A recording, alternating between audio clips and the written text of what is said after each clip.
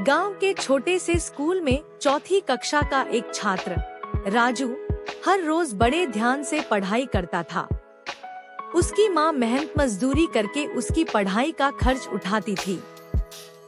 राजू के पिता कई साल पहले गुजर चुके थे और घर का सारा बोझ माँ पर था। राजू का सबसे पसंदीदा विषय गणित था। उसे हर सवाल हल करने में बहुत मजा आता था। लेकिन उसकी एक समस्या थी, उसकी पेंसिल हमेशा छोटी होती जा रही थी और नई पेंसिल खरीदने के पैसे नहीं थे। उसकी माँ ने उसे वादा किया था कि जब अगली बार वेतन मिलेगा तो वह उसे नई पेंसिल लाकर देंगी। एक दिन स्कूल में पढ़ाई के दौरान उसकी पेंसिल टूट गई। राजू ने बड़ी मुश्किल से उसे फिर से गढ़ा, लेकिन वह ठीक से लिख नहीं रही थी।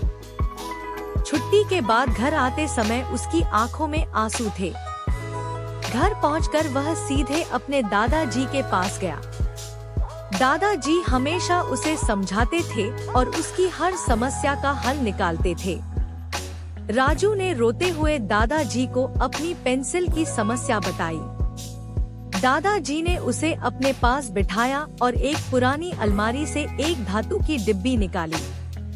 उस डिब्बी को खोलकर उन्होंने एक चमचमाती लकड़ी की पेंसिल निकाली और राजू को दी। यह पेंसिल बड़ी ही सुंदर थी और उसके ऊपर सोने के रंग की लाइनें बनी हुई थी।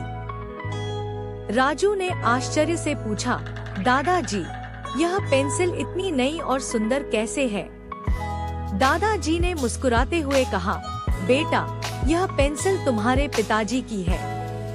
उन्होंने इसे अपने बचपन में बहुत ध्यान से रखा था। जब वह बड़े हुए तो उन्होंने इसे मेरी अलमारी में रख दिया। अब यह पेंसिल तुम्हारी है। इसे बहुत ध्यान से रखना और इसका अच्छे से उपयोग करना।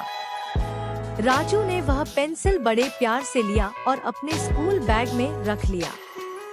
अगले दिन स्कूल जाते समय वह बहुत खुश था। उसने वह पेंसिल अपने दोस्तों को भी दिखाई।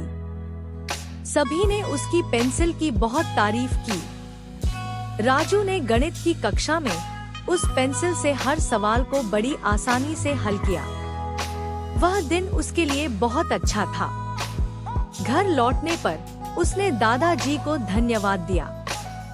दादाजी ने उसे समझाया, बेटा, यह पेंसिल केवल एक साधन है। असली ताकत तुम्हारे मन में है। तुम्हारी मेहनत और लगन ही तुम्हें आगे बढ़ाएगी। समय बीतता गया और राजू की मेहनत रंग लाई। वह गांव के सबसे होशियार छात्रों में से एक बन गया। उसकी माँ और दादाजी उस पर गर्व करते थे। राजू ने अपनी पढ़ाई पूरी की और शहर जाकर इंजीनियरिंग की पढ़ाई की। जब वह बड़ा हो गया और अच्छी नौकरी पाने के बाद गांव लौटा तो वह अपने पुराने स्कूल गया और बच्चों को प्रेरित करने के लिए एक भाषण दिया। उसने उन्हें बताया कि कैसे उसकी दादाजी की पेंसिल ने उसकी जिंदगी बदल दी। उसने बच्चों को मेहनत और ईमानदारी से पढ़ाई करने की सलाह दी। राजू ने अपने दादाजी के चरणों में बैठकर उन्हें धन्यवाद दिया और कहा, दादाजी, आपकी पेंसिल ने मुझे बहुत आगे बढ़ाया है। आपकी सीख और मार्गदर्शन ने मेरी जिंदगी बदल दी है। दादाजी ने प्यार से उसके सिर पर हाथ फेरते हुए कहा, बेटा, तुम्हारी सफलता ही हमारी असली पेंसिल है। तुमने मेहनत और लगन से जो हासिल किया है वही हमारी सबसे बड़ी संपत्ति है।